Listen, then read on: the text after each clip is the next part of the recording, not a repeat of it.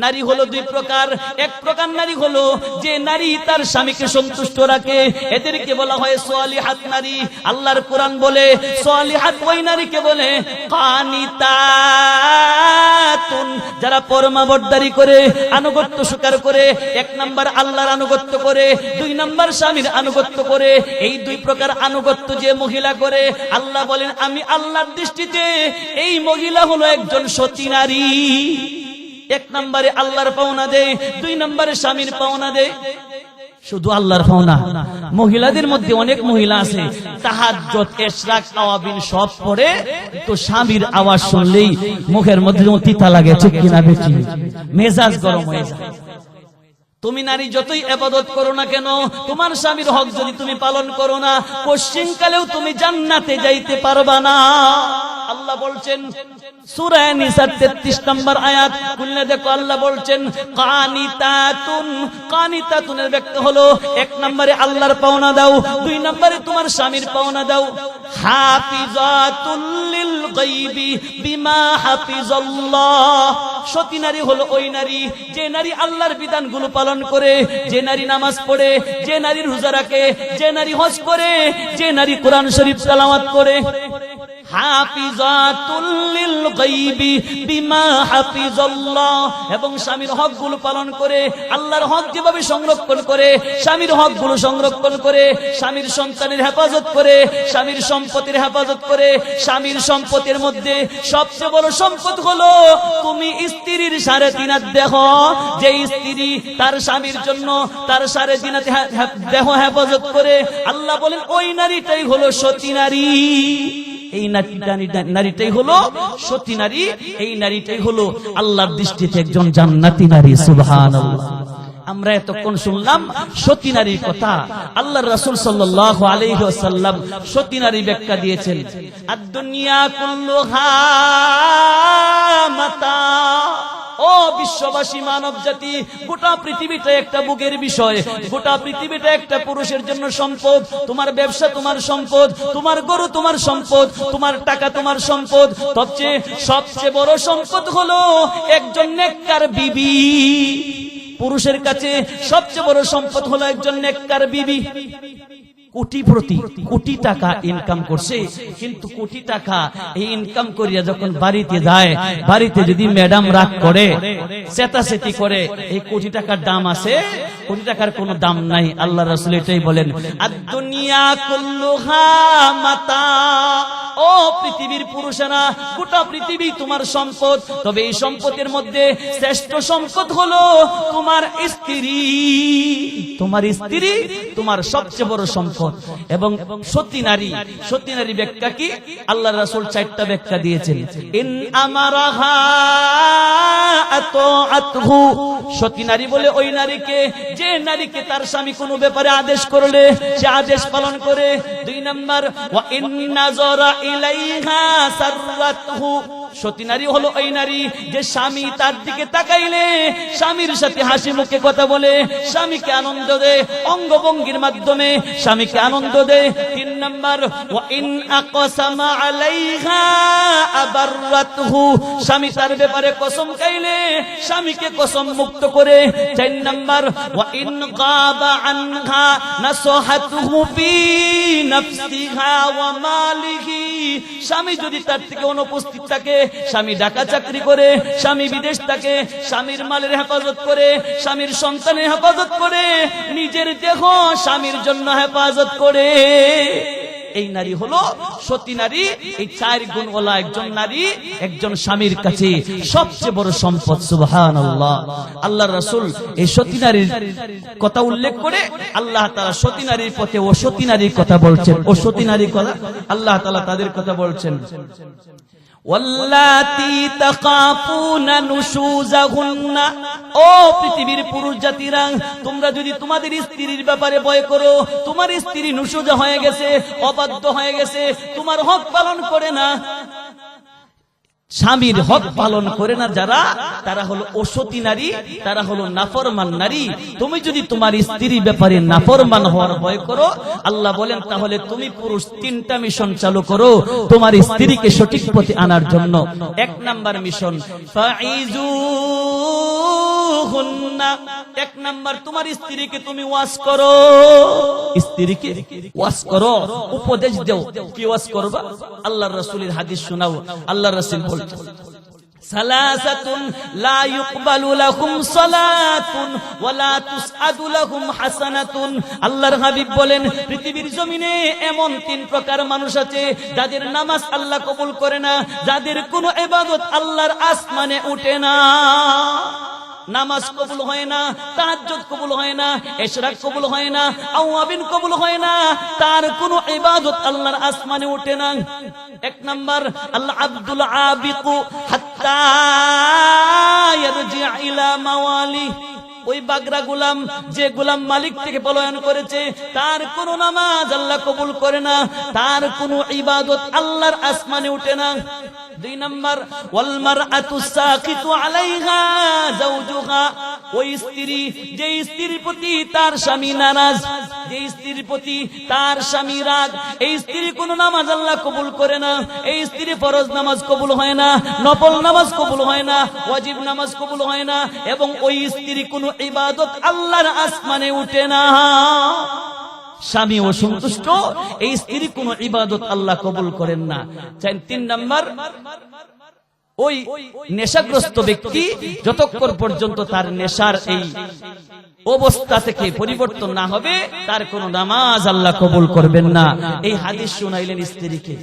আরেক হাদিস আল্লাহ রাসূল সাল্লাল্লাহু আলাইহি ওয়াসাল্লামের বিবি আম্মা জান আয়েশা রাদিয়াল্লাহু তাআলা আনহা বলেন, ওয়া আন আয়েশা রাদিয়াল্লাহু তাআলা আনহা ক্বালাত قال رسول الله صلى الله عليه وسلم, আম্মা জান আয়েশা রাদিয়াল্লাহু তাআলা আনহা বলেন, কানা রাসূলুল্লাহ সাল্লাল্লাহু আলাইহি ওয়াসাল্লাম ফি নাফারিন মিনাল মুহাজিরিন ওয়াল আনসার।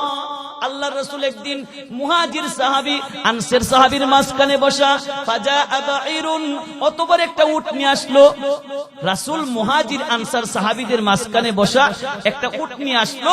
উট নিয়ে আসিয়া ফাসাজাদা লাহু, রাসূলের পায়ে সিজদায় পড়ে গেল। সুবহানাল্লাহ। একটা উট নিয়ে আসিয়া নবীর পায়ে সিজদায় পড়ে গেল।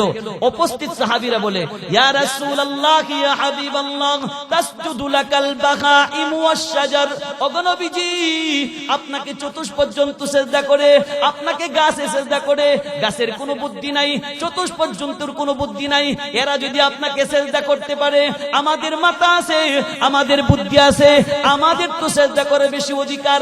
আজকে থেকে আমরা আপনার পায়ে সিজদা করিব, আমরা আজকে থেকে আপনার পায়ে সিজদা করব।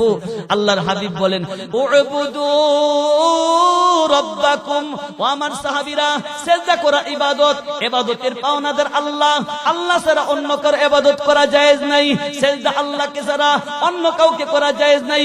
ওয়া আকরিমু আখাকুম, আমি নবীকে তোমরা সম্মান করো, আমি নবীকে সম্মান করো, ইবাদত করো আল্লাহ। ওয়ালাউ কুনতু আমুরু মান ইয়াসজুদা লি আহাদিন লা আমারতুল মারআতা লি যাওজিহা, আমি নবী যদি দুনিয়ার কাউকে সিজদা করার পারমিশন দিতাম, আমি প্রত্যেকটা স্ত্রীকে বলতাম তোমরা তোমাদের স্বামীর পায়ে সিজদা করো। আল্লাহু আকবার।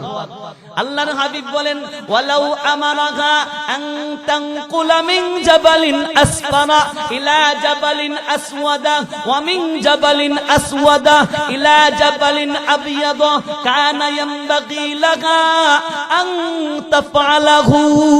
আল্লাহর নবী বলেন, ও পৃথিবীবাসী মানব জাতি, ও দুনিয়ার জগতের নারীরা, স্বামী যদি একজন স্ত্রীকে আদেশ করে, ও আমার প্রাণের স্ত্রী, তুমি এই সাদা পাহাড় কাটিয়া কালো পাহাড়ে নিবা, কালো পাহাড় কাটিয়া হলুদ পাহাড়ে নিবা। পাথরের পাহাড় কাটা বড় কঠিন, আবার মাথায় বহন করে এক পাহাড় আরেক পাহাড়ের মধ্যে নিবা, এমন কঠিন কাজের আদেশ যদি তোমার স্বামী করে, আল্লাহর হাবিব বলেন আনতা ফাআলাহু, এই আদেশটাও পালন করা তোমার স্ত্রীর জন্য জরুরি। ওয়ালাউ আমানাহা আন তানকুলা মিন জাবালিন আসফারা ইলা জাবালিন আবয়াদা, আমাদের মা বোনেরা স্বামী চিনে না, পীরের দরবারে ঘুরে, ঠিক কিনা বেটি? পীরের কাছে যায়, পীরের কাছে যায় আল্লাহ পাওয়ার জন্য। দুনিয়ার জগতের নারীরা, আল্লাহ পাওয়ার জন্য পীরের কাছে যাইতে হবে না, তোমার স্বামীর কাছে যাও, স্বামীর হক পালন করো, তুমি হবে পৃথিবীর মধ্যে সবচেয়ে বড় পীর, ঠিক কিনা বেটি? স্বামীর হক পালন করো। হযরত আম্মা জান আয়েশা রাদিয়াল্লাহু তাআলা আনহা বলেন, ইয়া মাশারান নিসা, ও দুনিয়ার জগতের নারীরা, লাউ তাআলামনা বিহাক্কি আজওয়াজিকুন্না, তোমরা যদি জানতা তোমাদের উপর তোমাদের স্বামীর কি অধিকার আছে, তোমাদের উপর তোমাদের স্বামীর কি পাওনা আছে, তাহলে লা তামসাহুল গুবারা আন কদামাই যাওজিহা বিকদ্দিহা, তাহলে তোমাদের গাল দ্বারা তোমাদের স্বামীর পা পরিষ্কার করে দিতা। তোমরা যদি জানতা তোমাদের উপর তোমার স্বামীর কি পরিমাণ হক আছে, অধিকার আছে, তাহলে তোমার গাল দ্বারা তোমার স্বামীর পা পরিষ্কার করে দিতে। স্ত্রীর কাছে স্বামীর যেমন অধিকার আছে, স্বামীর কাছে স্ত্রীর অধিকার আছে কিনা নাই। এখন পুরুষরা খুশি, মহিলাদেরকে তো বলতেছে, এখন যদি পুরুষেরটা বলি মহিলারা খুশি হইব, ঠিক কিনা বেঠিক? আল্লাহ তাআলা মহিলাদের ব্যাপারেও বলছেন, ওয়াশিরুহুন্না বিল মা'রুফ, ও বিশ্ববাসী মানব জাতি পুরুষেরা, তোমরা তোমাদের স্ত্রীর সাথে ভালো ব্যবহার করো। ফাইন কারিহতুমুহুন্না ফাআসা আন তাকরাহু শাইআন ওয়া ইয়াজআলাল্লাহু ফীহি খায়রান কাসীরা। আল্লাহ বলেন, ও বিশ্ববাসী পুরুষেরা, তোমরা জানিয়ে রাখো, তোমার স্ত্রীর সাথে ভালো ব্যবহার করো। তোমার স্ত্রী কোনো কথায়, তোমার স্ত্রী কোনো কাজে যদি অপছন্দনীয় মনে হয়, খারাপ লাগে, আল্লাহ বলেন হয়তোবা তুমি এমন জিনিসকে অপছন্দ করতেছো যার মধ্যে আল্লাহ অগণিত নিয়ামত রেখে দিয়েছে।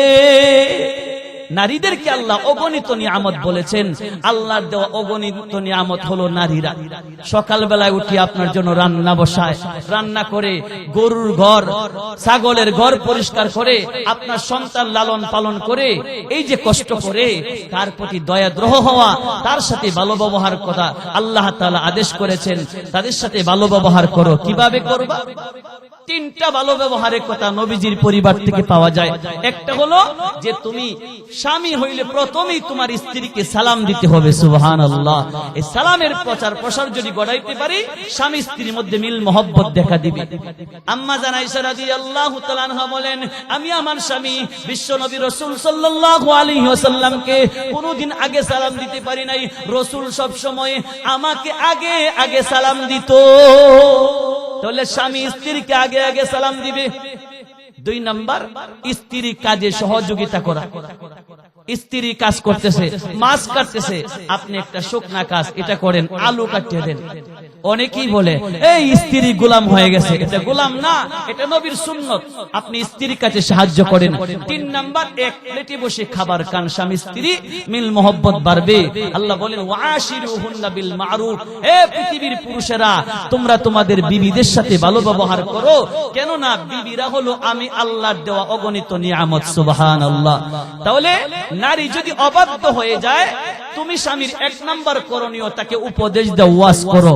ওয়াজ করছো, কাজে লাগে না। এমন কিছু মহিলা আছে না, গাররুয়া, আপনি একটা কইলে হ্যাঁ 7টা কয়, আছে কিনা নাই? আল্লাহ 2 নম্বরে বলেন, ওয়াহজুরুহুন্না। 2 নাম্বার তোমার করণীয় হলো বিছানা তরক করো। এক বিছানায় ঘুমায়ো না। রাতে যখন অন্য বিছানায় ঘুমাইবা, মনের মধ্যে অনুশোচনা আসবে, বিবাহের পর থেকে কোনোদিন আমার স্বামী আমার বিছানা তরক করে নাই, আজকে আমার অপরাধের কারণে আমার স্বামী বিছানা তরক করেছে।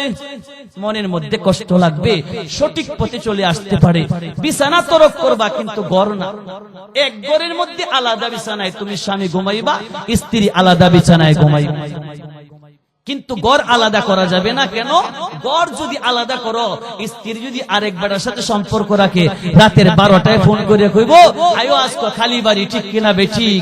এই কারণে আল্লাহ বলেন, ওয়াহজুরুহুন্না, ও পৃথিবীর পুরুষেরা, তোমরা তোমার বিছানা আলাদা করো। বিছানা আলাদা করছো, এরপরেও কাজ হয় নাই। আল্লাহ 3 নম্বরে বলে, ওয়াদরিবুহুন্না, তুমি তোমার স্ত্রীকে প্রহার করো। স্ত্রীকে মার দাও, প্রহার করো। এখন অনেক পুরুষে বলবে, হুজুর বর্তমানে নারী নির্যাতনের কেস হলো একটা জটিল কেস, আমাদেরকে যে আল্লাহ বলছে স্ত্রীকে প্রহার করার কথা, যদি প্রহার করি আমাদের নামে নারী নির্যাতনে মামলা হবে, ঠিক কিনা বেঠিক? আল্লাহ বলেন, না না বান্দা, আমি আল্লাহর বিধান পালন করে তুমি যদি তোমার স্ত্রীকে শাসন করো, তোমার উপর নারী নির্যাতনের কেস হবে না। শর্ত আছে। 1 নম্বর শর্ত, তুমি নিয়ত করবা আমি তাকে সঠিক পথে আনার জন্য শাসন করতেছি। 2 নম্বর শর্ত হলো লাঠি হতে হবে অর্ধ হাত লম্বা, মিসওয়াকের মতো লম্বা, মিসওয়াকের চেয়ে বেশি লম্বা হইতে পারবে না। 3 নম্বর শর্ত হইলো চেহারায় প্রহার করতে পারবা না। 4 নম্বর শর্ত, প্রহার করে কোনো জায়গায় দাগ লাগাইতে পারবা না। আচ্ছা বলেন, এই 4 শর্ত পালন করে স্বামী যদি তার স্ত্রীকে কিয়ামত পর্যন্ত পিটায়, নারী নির্যাতনের কেস হইব? 1 নম্বরে সঠিক পথে আনার জন্য পিটানো, 2 নম্বরে অর্ধ হাত লম্বা লাঠি, 3 নম্বরে চেহারায় প্রহার করা যাবে না, 4 নম্বরে প্রহার করে দাগ লাগানো যাবে না। আচ্ছা, এই স্ত্রীকে যদি আপনি কিয়ামত পর্যন্ত পিটাইন, স্ত্রী যদি থানাওয়ালার কাছে যায় বলে আমার স্বামী আমাকে পিটাইছে, থানাওয়ালা বলবে কোথায় পিটাইছে? বলে পিডে। থানাওয়ালায় দেখবে কোনো দাগ নাই, আপনার নামে মামলা হবে? আল্লাহ বলেন, না না বান্দা, আমি আল্লাহর কোরআনের বিধান পালন করলে তোমার নামে কোনো মামলা হবে না। কোরআনের বিধান শাসন তুমি চালু করো, তোমার নামে কোনো মামলা হবে না। স্ত্রীকে 4 কারণে পিটানো যায়। কয় কারণে? 4 কারণে। সবাই বলে কয় কারণে? 4 কারণে। ফতোয়ায়ে খাজেকান একটা ফতোয়ার কিতাব, এই কিতাবের মধ্যে আছে একজন স্বামী তার স্ত্রীকে 4 কারণে পিটাইতে পারে। 1 নাম্বার, স্বামী চায় স্ত্রী সাজগোজ করুক, ভালো কাপড় পরিধান করুক, কিন্তু স্ত্রী ময়লা আবর্জনা পচা কাপড় পরিধান করে। এমন স্ত্রী আছে কিনা? নাই। মার্কেটে যাওয়ার সময় সুন্দর কাপড় পরিয়া নাকে হাতে পায়ের বেরি গলা সব লাগায়া যায়, ঠিক কিনা বেটি? তো ঘরে থাকার সময় ময়লা আবর্জনা কাপড় পরিধান করে। যখন মার্কেটে যায় স্বামী চায় কয় সর্বনাশী ডেকে ডাইতেছে, কিছুক্ষণ পরে দেখে জরি না, ঠিক কিনা বেটি? ঘরে তাকে ময়লা কাপড় পরিধান করে, বাহিরে যায় সুন্দর কাপড় পরিধান করে। আছে কিনা? নাই। তুমি যদি স্বামী হইয়া থাকো, আল্লাহ তোমাকে নির্দেশ করেছেন তুমি স্ত্রীকে বলবা ভালো কাপড় পরিধান করো। স্ত্রী যদি তোমার কথা না শুনে, তুমি তাকে প্রহার করিতে পারিবা। শরীয়ত তোমাকে অধিকার দিয়েছেন, তোমার স্ত্রীকে তুমি প্রহার করতে পারবা। আল্লাহ তাআলা কুরআন শরীফের আয়াতে বলছেন, ওয়াতাস্তাখরিজু মিনহু হিলিয়াতান তালবাসুনাহা। ও বিশ্ববাসী মানব জাতি, ও বিশ্বের পুরুষেরা, তোমরা সাগর থেকে নদী থেকে স্বর্ণ অলংকার উঠাও, স্বর্ণ অলংকার উঠাইয়া এগুলো অলংকার বানাইয়া তোমরা পরিধান করো। আচ্ছা বলেন, স্বর্ণ অলংকার পুরুষের জন্য হালাল না হারাম? হারাম। স্বর্ণের চেন পরা পুরুষের জন্য হারাম, স্বর্ণের ফুল দেওয়া পুরুষের জন্য হারাম। আল্লাহ বলছেন, ওয়াতাস্তাখরিজু মিনহু হিলিয়াতান তালবাসুনাহা। তোমরা নদী থেকে স্বর্ণ অলংকার উঠাও, এই অলংকার বানাইয়া তোমরা পরিধান করো, তোমরা পুরুষ জাতি পরিধান করো, অথচ পুরুষের জন্য স্বর্ণ পরিধান করা হারাম। আল্লাহ পুরুষের কথা বলছে কেন? আল্লাহ বলতে চায়, হে পৃথিবীর পুরুষেরা, তোমাদের স্ত্রীরা তোমাদের জন্যই পরিধান করে। আল্লাহু আকবার। তাহলে স্ত্রী স্বর্ণ অলংকার পরিধান করবে তার স্বামীর জন্যই। মার্কেটের বেড়া খুশি করার জন্য তোমার স্বর্ণ পরিধান করা হারাম, তোমার চাচাতো ভাইকে খুশি করার জন্য নতুন কাপড় পরিধান করা হারাম। নতুন কাপড় পরবা তোমার স্বামীকে খুশি করার জন্য, অলংকার পরবা তোমার স্বামীকে খুশি করার জন্য। এই কারণে আল্লাহ বলছেন, ওয়াতাস্তাখরিজু মিনহু হিলিয়াতান তালবাসুনাহা। ও বিশ্বের পুরুষেরা, তোমরা নদী থেকে অলংকার উঠাও, অলংকার উঠাইয়া এই অলংকার তোমরা পরিধান করো। এর অর্থ হলো তোমাদের স্ত্রীরা তোমাদের জন্যই এই অলংকার পরিধান করে। তোমার স্ত্রী তোমাকে খুশি করার জন্য স্বর্ণের অলংকার আদি পরিধান করে। তাহলে মহিলারা যত সাজগোজ করবে কেন? তার স্বামীকে তার দিকে আকৃষ্ট করার জন্য, পর পুরুষকে আকৃষ্ট করার জন্য। কোন মহিলা যদি পোশাক পরে, এই পোশাক পরিধান করা হারাম। আচ্ছা বলেন, আমাদের মা বোনদের কি অবস্থা? বেড়ানি যাওয়ার সময় ওরে বাপ রে বাপ, স্বর্ণের যত অলংকার আছে সব পরে, নতুন কাপড় পরে, অথচ বাড়িতে তাকে ময়লা আবর্জনা কাপড় নিয়ে, ঠিক কিনা বেটি? তাহলে নারীরা সাজবে, স্ত্রীরা সাজবে স্বামীকে তার দিকে আকৃষ্ট করার জন্য। এই জন্যই স্ত্রীরা রাতের বেলায় সাজা সুন্নত। আমাদের আম্মাজানরা, নবীজির বিবিরা রাতের বেলায় সাজতেন। মহিলারা রাতের বেলায় সাজা সুন্নত। কেন? তার স্বামী তার দিকে আকৃষ্ট হবে, তার স্বামী অন্য কোনো মহিলার দিকে আকৃষ্ট হবে না। আমাদের পুরুষেরা বিবাহের পরে যারা পরকীয়ায় লিপ্ত হয়, এর মধ্যে একটা বড় কারণ হলো স্ত্রীকে দেখতে ভালো দেখায় না।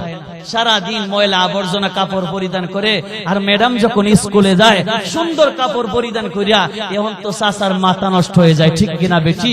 এই কারণেই আল্লাহ তাআলা স্বামীকে এই পারমিশন দিয়েছেন, তোমার বিবিকে তুমি ভালো কাপড় পরিধান করার কথা বললে, সে যদি ভালো কাপড় পরিধান না করে তুমি তাকে প্রহার করতে পারবা।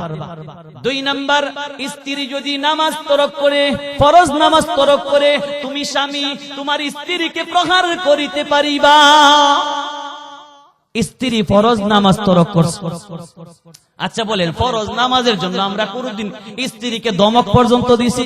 কিন্তু যদি তরকারির মধ্যে লবণ কম হয়, মায়ের পর্যন্ত দিছি, ঠিক কিনা বেটি? এক বেটা ওয়াজ শুনছে যে ব্যক্তি নামাজ পড়ে না, নামাজ না পড়লে জাহান্নামে যাবে। এরপরে বলতেছেন হের বিবিও যদি নামাজ না পড়ে, বিবির কারণেও জাহান্নামে যাবে।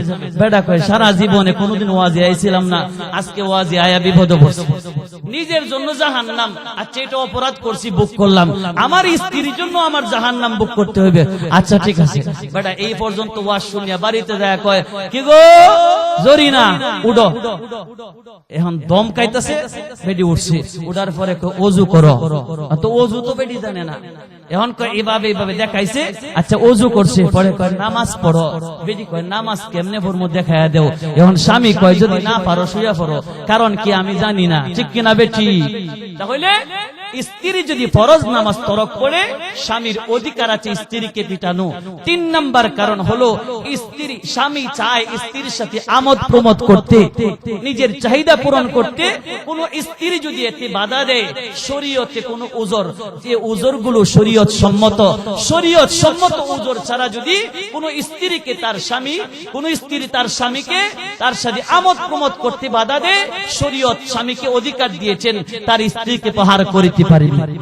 বর্তমানে বিবাহিত পুরুষেরা যত কারণে পরকীয়া লিপ্ত হয়, এর মধ্যে 1 নাম্বার কারণ হলো স্ত্রী স্বামীর চাহিদা পূরণ করে না, ঠিক কিনা বেটি? আল্লাহ রাসূল পরিষ্কার হাদিসে বলছেন, ইদা দাআর রাজুলু ইমরাতাহু ইলা ফিরাশিহি, আল্লাহর হাবিব বলেন, ও বিশ্ববাসী মানব জাতি, যখন কোন স্বামী তার স্ত্রীকে বিছানায় ডাকে, স্ত্রীকে স্বামী বিছানায় ডাকলো তার জরুরত পুরা করার জন্য, ফাআবাত, অতঃপর স্ত্রী অস্বীকার করলো, ফাবাতা গাদবান, স্বামী রাগ করিয়া রাত কাটাইলো। আল্লাহর নবী বলেন, ফাবাতা গাদবান লানাতুল মালাইকাতু হাত্তা তুসবিহা, ওই নারীর উপর আল্লাহর সমস্ত নিষ্পাপ ফেরেশতারা সকাল পর্যন্ত অভিশাপ করতে থাকে। সকাল পর্যন্ত ওই স্ত্রীর উপর সমস্ত ফেরেশতারা অভিশাপ করে, যে স্ত্রীকে তার স্বামী চাহিদা পূরণ করার জন্য বিছানায় ডাকলো, স্ত্রী নিষেধ করলো। লানাতুল মালাইকাতু হাত্তা তুসবিহা, সমস্ত ফেরেশতারা কয়, আল্লাহ এই নারীকে ধ্বংস করে দাও। আসমানের ফেরেশতা কয়, আল্লাহ এই নারীকে ধ্বংস করো। জমিনের ফেরেশতা কয়, আল্লাহ এই নারীকে ধ্বংস করো। আর জান্নাতি হুর, আপনি একজন মুমিন মুসলমান, আপনার জন্য জান্নাতি হুর বাজেট করা আছে। জান্নাতি হুরেরা ডাক দিয়া কয়, ও দুনিয়ার স্ত্রীরা, তোমরা আমাদের স্বামীরে কেন কষ্ট দাও? আমাদের স্বামী তো জান্নাতি বিবির স্বামী, আমরা তাদের জন্য পাগল। তোমরা দুনিয়াতে আমাদের স্বামীকে কষ্ট দিও না। জান্নাতি বিবিরা বলে, এ দুনিয়ার বেশাইস্তা নারীরা, আমাদের স্বামীদেরকে দুনিয়াতে কেন কষ্ট দেয়? তাহলে একজন স্বামী তার স্ত্রীকে পিটাইতে পারবে। 3 নাম্বার কারণ, স্বামী চায় স্ত্রীর সাথে আমোদ প্রমোদ করতে, স্ত্রী যদি সম্মতি না হয়। 4 নাম্বার কারণ, স্ত্রী স্বামীর অনুমতি ছাড়া ঘর থেকে বের হলে, যতায় ততায় চলে গেলে, স্বামীর পারমিশন ছাড়া ঘর থেকে বের হয়ে কোথাও গেলে, এই স্ত্রীকে স্বামী প্রহার করতে পারবে। শরীয়ত তার স্বামীকে অধিকার দিয়েছে। এই 4 কারণে একজন স্বামী তার স্ত্রীকে প্রহার করতে পারবে। আল্লাহ তাআলা বলেন, ও দুনিয়ার পুরুষেরা, তোমার স্ত্রীকে সঠিক পথে আনার জন্য 1 নাম্বার মিশন চালু করেছো, ওয়াজ করেছো, ওয়াজে কাজ হয় নাই। 2 নাম্বার বিছানা তোরে করেছো, এরপরেও কাজ হয় নাই। 3 নাম্বার প্রহার করছো, এরপরেও কাজ হয় নাই।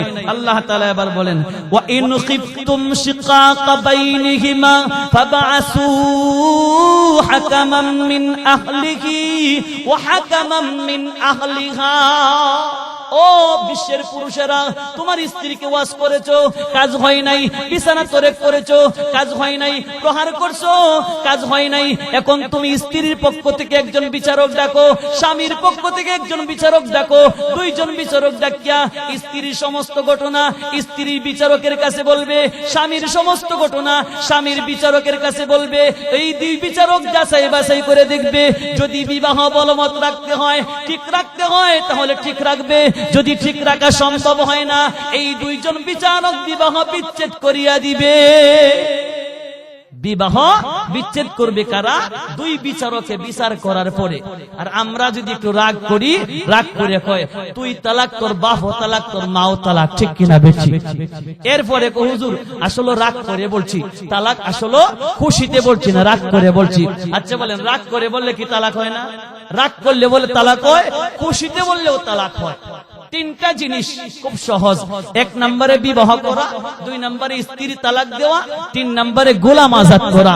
এই 3 ব্যাপারে কোনো খেয়াল নাই, এই 3 ব্যাপারে কোনো ফুর্তি নাই। একজন যুবক যদি একটা মেয়েকে 2-3 জন পুরুষ তাদের সামনে বিবাহের প্রস্তাব দেয়, আমি তোমাকে বিবাহ করতে চাই, মেয়ে যদি বলে আলহামদুলিল্লাহ কবুল, বিবাহ হয়ে যাবে।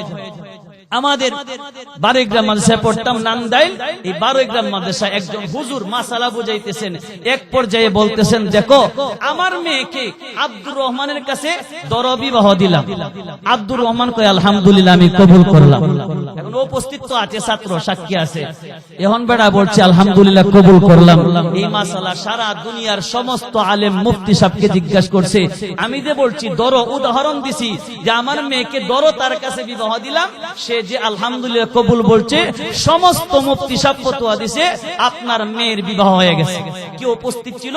আপনি প্রস্তাব করেছেন, সে কবুল করেছে, বিবাহ হয়ে গেছে। তাহলে কয়েকজন সাক্ষীর সামনে যদি কোনো ছেলে বলে আমি তোমাকে বিবাহ করতে চাই, মেয়ে যদি বলে আমি বিবাহ বসতে চাই, বিবাহ হয়ে যাবে। আর তালাক দেওয়ার ব্যাপারে যদি বলে, সাথে সাথে তালাক হয়ে যাবে।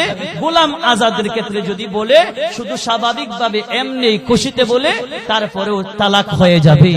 3 কাজে কোনো খুশি নাই, 3 কাজে কোনো মজা নাই। মজা করে বললেও বিবাহ হয়। এজন্যই সাবধান। অনেক দাদারা বলে তুই কবে বড় হইবি, তোরে আমি বিবাহ করব। এরকম বলে কিনা? এগুলো বলা নিষেধ। কেন? এগুলো বললে অনেক সময় বিবাহ হয়ে যায়, না জানা বশত বিবাহ হয়ে যায়, এরপরে বিবাহের তালাকও হয় না, আরেক পুরুষের সাথে সংসার করে, এটা সম্পূর্ণ হারাম। আল্লাহ তাআলা বলছেন, ওয়া ইন খিফতুম শিকাকা বাইনিহিমা। ও বিশ্বের পুরুষেরা, যদি তুমি চাও তোমার স্ত্রীকে আর রাখার উপযুক্ত না, তুমি মারধর করো না, পিটাইও না, তালাক দিও না, তুমি 2 জন বিচারক ডাকো, একজন স্ত্রীর পরিবার থেকে, আরেকজন স্বামীর পরিবার থেকে। ওই 2 বিচারকের কাছে তোমাদের ঘটনা সব বলো। তারা যদি বিবাহ ঠিক রাখতে চায়, আল্লাহ বলেন আমি আল্লাহ, আমি তাদেরকে এমন যোগ্যতা দিব, এমন বিচার করার যোগ্যতা দিব, স্বামী স্ত্রী এই বিচার মানার জন্য বাধ্য হইয়া যাইবে। স্বামী স্ত্রী মানতে পারবে, অথবা স্বামী স্ত্রীকে মানার যোগ্যতা আমি আল্লাহ দিয়ে দেব। সুবহানাল্লাহ। তাহলে পারিবারিক ব্যাপারে ঝগড়া হবে, এটা কোরআন শরীফে আছে কিনা নাই? স্বামী স্ত্রীর মধ্যে ঝগড়া হবে, কোরআন শরীফে আছে কিনা নাই? ঝগড়া হওয়ার কারণ কি? আল্লাহ তাআলা নারীদেরকে সৃষ্টি করেছেন বাঁকা হাড় দিয়া। রাসূল সাল্লাল্লাহু আলাইহি ওয়াসাল্লাম বলছেন, হে দুনিয়ার পুরুষেরা, নারীরা কিন্তু সৃষ্টি হয়েছে বাঁকা হাড় দিয়া, এজন্য এর হইল বাঁকা। ওয়া ইন সাওয়াইতা, যদি তোমার স্ত্রীকে সোজা করতে চাও, আল্লাহর নবী বলেন কাসারতা, ভাঙিয়ে ফেলবা। কিভাবে ভাঙবা? যদি বেশি সোজা করতে চাও তাহলে তালাক দেওয়া লাগবে। স্ত্রী ছাড়া যদি চলতে চাও তাইলে তাকে সোজা করতে চাও, স্ত্রীকে কোনোদিন সোজা করতে পারবা না। কেন? তারা বাঁকা হাড়ের তৈরি, বাঁকা হাড় কোনোদিন সোজা হবে না। এজন্যই নারীদের ব্যাপারে আল্লাহ তাআলা আগে থেকে ওয়ারেন্টি দিয়েছেন। নারীরা হল ওয়ারেন্টি, যে এদের কিছু সমস্যা আছে, দুর্বলতা আছে, তবে তাদের দুর্বলতা তোমরা দেখবা না, তাদেরকে বুঝায়া শোনায় রাখতে হবে, ঠিক কিনা বেঠিক?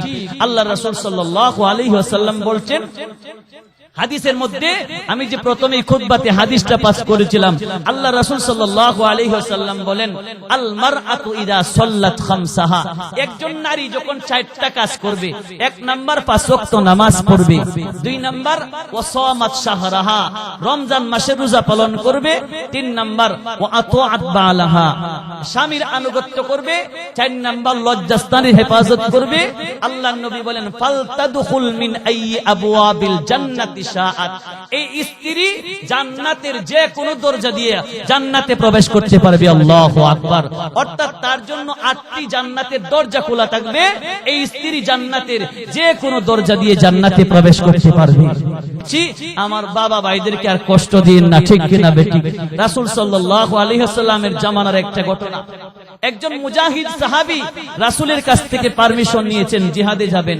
জিহাদে যাওয়ার জন্য পারমিশন নিয়ে তার বিবিকে যায় বলতেছেন, আমার প্রাণের বিবি, আমি তো জিহাদে যাব, তাহলে তোমার কাছে আমার একটা প্রস্তাব, তোমার উপর আমার একটা ওসিয়ত।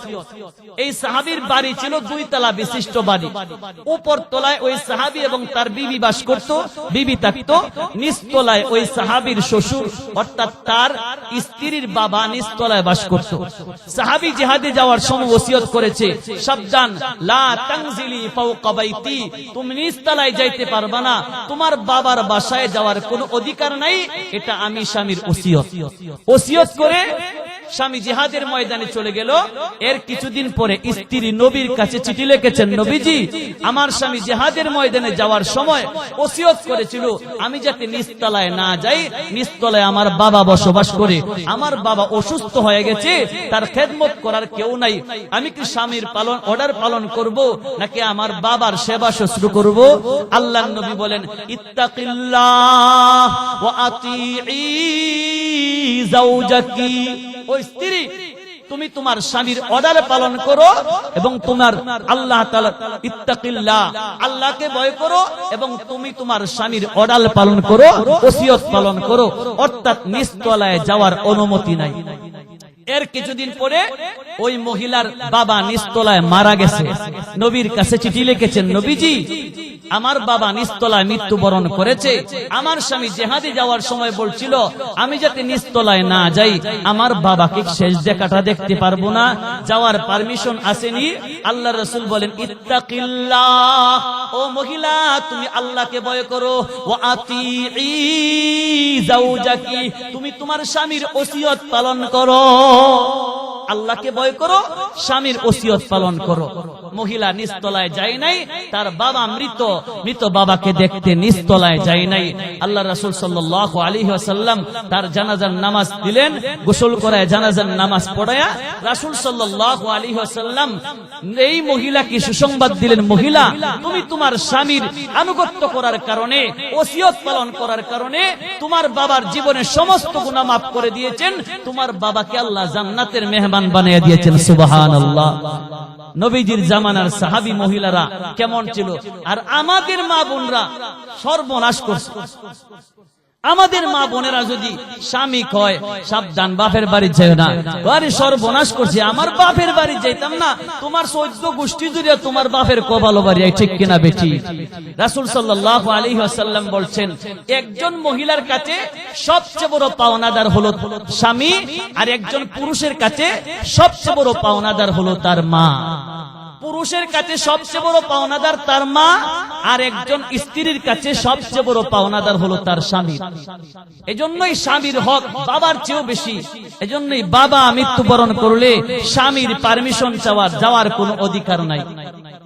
আপনার বাবা মৃত্যুবরণ করেছে, আমার মা, আপনি সুখ পালন করতে পারবেন 3 দিন। 3 দিনের অধিক সুখ পালন করা আপনার জন্য জায়েজ নাই।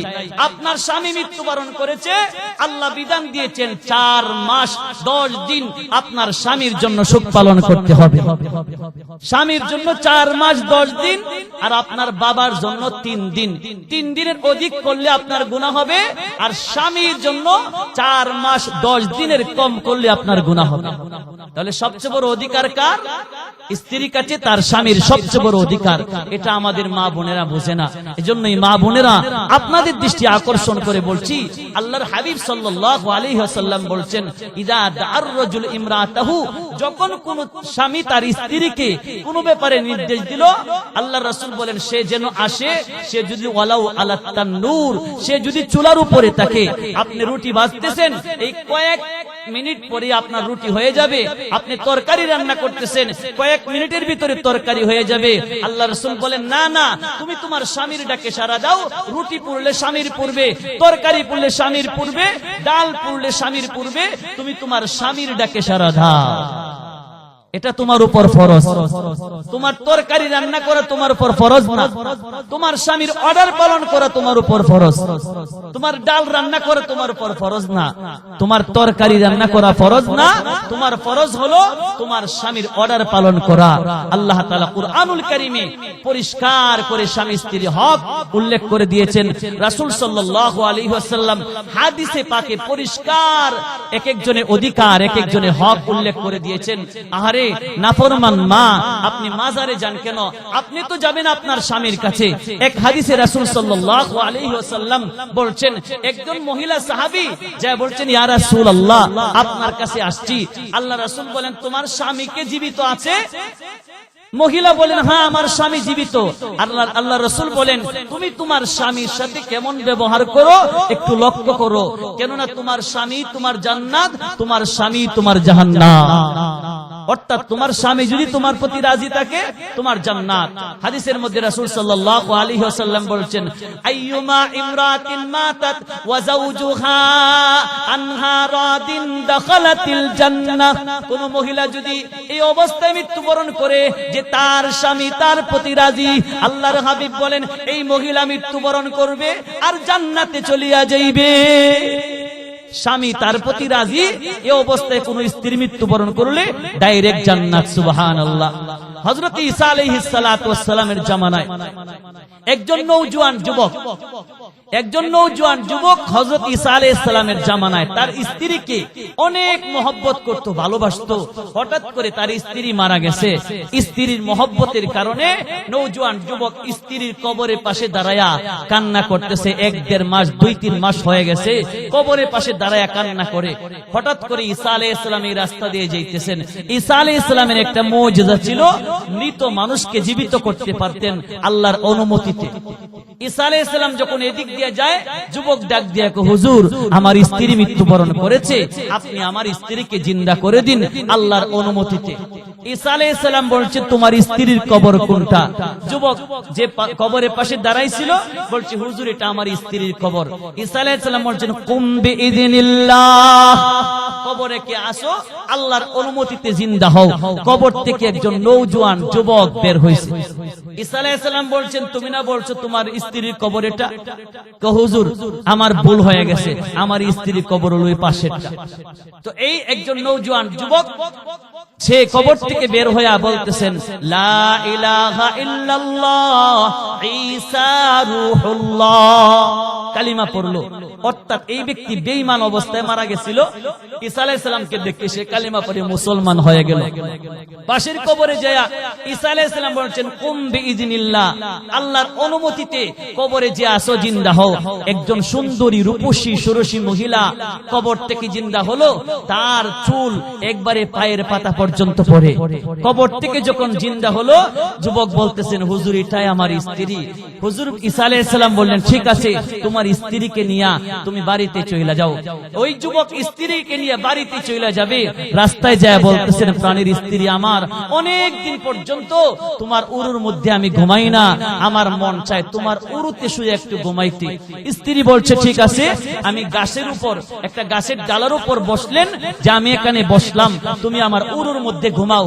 স্বামী কয়েক মাস পর্যন্ত ঘুমায় না, স্ত্রী উরুর মধ্যে ঘুমাইলেন। স্ত্রী কিছুক্ষণ পরে দেখে এই জঙ্গলে এই এলাকার বাদশার ছেলে হরিণ শিকার করতে আসছে। বাদশার ছেলের চেহারা দেখিয়া তার স্ত্রী এই বাদশার ছেলের পাগল হয়ে গেল। বাদশার ছেলেও এই মহিলার পাগল হয়ে গেল। এই মহিলা তার স্বামীর মাথা গাছের ডালের উপর রেখে সে এই বাদশার ছেলের হাত ধরে বাদশার বাড়িতে চলে গেল।